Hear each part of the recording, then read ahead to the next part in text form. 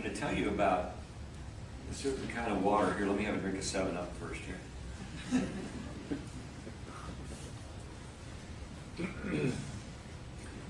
I began to study water several years ago because I was trying to find out what can cancer patients drink. Well, you can't drink pop, 7-Up, Coca-Cola. You can't even drink the diets because they have aspartame in them. NutraSweet. NutraSweet is an excitoneurotoxin. You want brain cancer? Drink diet pop. I guarantee if you don't die of something else real soon, you're going to get brain cancer. Remember that. NutraSweet is a deadly poison. When you go to the restaurant and you got your coffee sitting there and you go to see yellow packet, pink packet, blue packet, don't touch them. They're all poison, folks.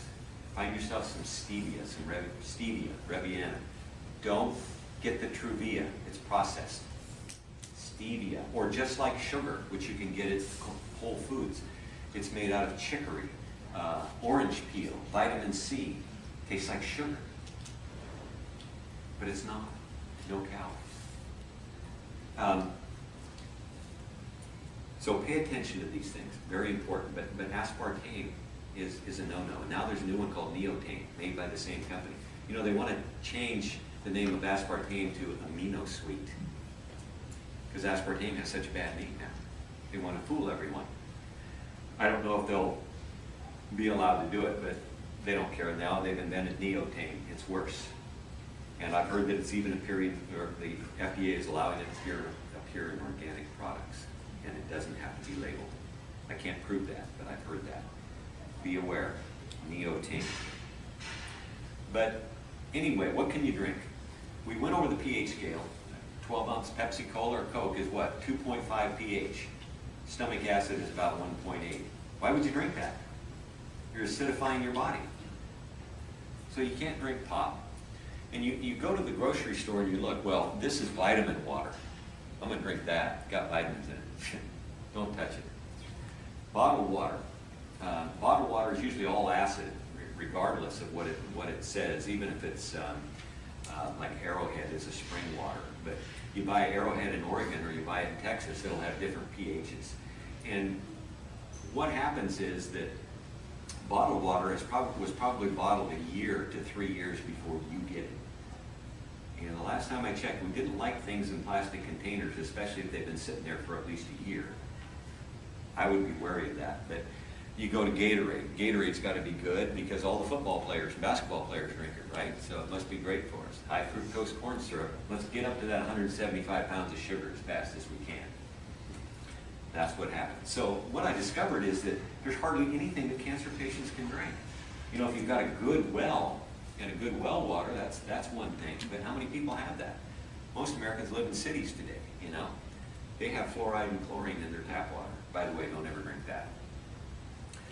And so I was struggling to find things that cancer patients could drink until someone called me one day and they said, there's a meeting tonight and they're going to be talking about ionized water. And I said, what?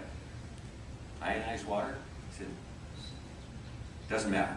Go see it. You need to go. So I did. I'll tell you what, my eyes were really open, but I had to do my own study and my own testing. So I studied water and ionized water for probably about 3 or 4 months. So I really wanted to find out what this was all about. Because I'd heard some amazing claims. And I thought, like most people thought, it's water. It's only water. That was my mistake. It was truly a mistake. I mean, water comes in many different forms, does it not? It can be salt water. It can be Hunza water. How many know of Hunza water, which is also called glacier milk? When the water comes down out of the Hindu Kush and the Himalayas, you know, it's coming from the pristine glaciers and it's just tumbling down over the rocks and the sand. And this is actually naturally ionized water. It has a milky look to it. If you go into Hunza land there, northern Pakistan, and you're a guest, they'll set 2 containers of water in front of you. One is crystal clear, the other one is milky. And of course, all the Americans pick up the one that's really clear. It's a wrong choice. It's absolutely the wrong choice. because the other one is naturally ionized. It's naturally alkaline, and it's filled with antioxidants. It's a health food. That's the one that I would drink. So I studied water, and I learned more about ionized water. And I'm not going to go over all of that with you today, but it was astonishing to me how it is made. And I'm going over this for a particular reason, which I will tell you at the end. But the water is made by splitting the water molecule using electrolysis, basically, into alkaline water, which is OH negative, and acid water, which is the H plus, because you've got H2O, right? You split that, you get H plus, OH minus. The H plus is the acid water goes down the drain. The OH negative is the one you drink because it's alkaline. And you can make it via this process be alkaline to different stages, 8.5, 9.0, 9.5, even up to 11.5. But you can also make it very acid. And we wouldn't drink that water, but when water gets below about 2.7 pH, you use it for an antiseptic. It kills almost every bacteria known to man. And it works well. So I was studying this water, and I started to really learn what this process was and why it was important and why it made a difference. And I discovered that it wasn't just water any longer. Even though you use tap water that comes down and goes through a filter first and then goes into the ionization chamber and splits the water molecule and comes out, it comes out a different substance. And this substance is really amazing. It has three basic characteristics I'm going to tell you about just briefly, and then we're going to move on. It is what is called low microcluster, which is very important because if you've got a golf ball that's this big and you're trying to put the golf ball in a hole that's about the same size, it's pretty hard to do. But if the golf hole is this big and the golf ball is this big, then it goes in much easier. It's the same idea with microclustering. You drink a glass of tap water, the molecules of water might be clustered in 20 molecules. And it's really hard for it then to get into your body and be utilized by your body. And it's actually said that probably not more than 17 to 20% of the water that you drink, even as used by your body, just passes through because it's not usable. So this microclustered water comes in clusters of only like 4 or 5 or 6. And so I can drink 12 or 14 ounces of this water, the only thing that doesn't need digestion, and then I can go jump on a trampoline within 2 or 3 minutes, and there's no swishing in my stomach because it's already left. It's already getting into the tissues. That's important. The water is reshaped to a hexagonal shape, which matches your cells, and so it goes in real easy. Second thing is the water is very alkaline. And what do we say about the human body and alkalinity and acidity? What would you rather be? I'd rather be alkaline. Fact is that most people aren't alkaline. They're acid. So we need to do something about that. I told you the best way used to be to alkalinize the body to eat the right diet. And it's still one of the best ways, but it's not the best way anymore. The best way is to drink this ionized water. Flood your body with this ionized water, because if you're drinking 9.5 pH water, it is alkalinizing your body. But it's doing something else which is just critically important, especially for cancer patients. It's flooding the body with antioxidants. Each 12-ounce glass, this isn't quite 12 ounces, has more antioxidants in it. Are antioxidants good for us? Yes. More antioxidants in that glass than all the organic fruits and vegetables you could possibly eat in one day. That's one glass. That doesn't get you free of the cancer diet, folks. You still need to eat that way. But this water floods your body with that antioxidants, giving up the electrons, neutralizing the free radicals in your body, very important for cancer patients. Now, where's the proof? Some of you are thinking that right now. Well, works in theory, works on paper. How does it work in the human body? That's always what's important to me. You can show me your clinical trials. You can show me the Petri dish. You can show me the test tube. You can show me that only 3 rats died from the last drug that we gave it, so it must be good. That's not proof. When you think about all these tests that are done on laboratory animals, they give the animals cancer in the first place. So it's not inherent, or it wasn't just grown by the animal. And so it's a different scenario to start with. And it's not the human body, because they're rats. They're mice. It's not the same. And it rarely works the same in human beings. This water works in human beings. It will not cure cancer. I need to say that. There's no individual thing that I talk about tonight that will cure cancer. Remember, it's the human immune system. But if you support that immune system, it will heal you, and it will heal your cancer. That's what this water does.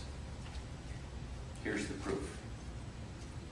You'll read some of the testimonies in this book, but I have talked to literally thousands and thousands of people who use not just ionized water, but a special kind of ionized water. They're not all the same. That was part of my study, because there's a number of companies that make a number of different ionizers out there. I'm not telling anybody what to buy. I don't sell water ionizers. I don't sell anything but this book. That way I can be objective. What I discovered is that one of these companies rose to the top by far. I couldn't get anyone to give me any testimonies from some of this other equipment. And there's a reason for that. And I don't have time to go over all of it tonight. But if you're wondering, if you want to buy a water ionizer and you're wondering what to get, you need to do your homework. Because there have been tragic things that happen to people who made the wrong choice. I mean, even to poisonings, folks. And I know that because I've seen it. You want to make sure you get the right one. Again, I'm not telling you what to buy. Do your homework and find out. I can tell you what I discovered after all of my months of study. I discovered that one company called the Enagic company, who makes several different ionizers, the premier one is the SD501, their technology was just head and shoulders above anyone else. Their water was the same every time. In other words, a month later, your 9.5 water wasn't 7.5 or 8.0. It was still 9.5. And we test that ORP, those antioxidants, that oxygen reduction potential, the negative charge on the water. That's so important because it's alkaline and it's healing and it's antioxidants. We can test that. And almost every other company told me that ORP is gone, that negative charge is gone in 24 hours. And I said, well, why is everyone hauling away gallons of water then if it's gone in 24 hours? What good is that water? I didn't get any answer for that one. So I did my own test. I poured myself a gallon of the 9.5 Kangen water is what they call it. And sealed it up tight, put it in a cool place on a floor, put a towel over it, because heat and light and temperature, light, motion, different things will affect this water. So I waited for 5 days before I tested it, because everyone told me the ORP is gone. In other words, when I say gone, it's no longer minus. It goes to 0 and then starts going to plus, which then makes it an oxidant rather than an antioxidant, a ruster, rusting your body from the inside out like Coca-Cola does. Know what happens when you put a penny in a Coke? I don't need to tell you. You already know. So I tested this water, and it was still minus 100 after 5 days. That's a good thing. That's why no one else would tell me for a long time how long the ORP would last.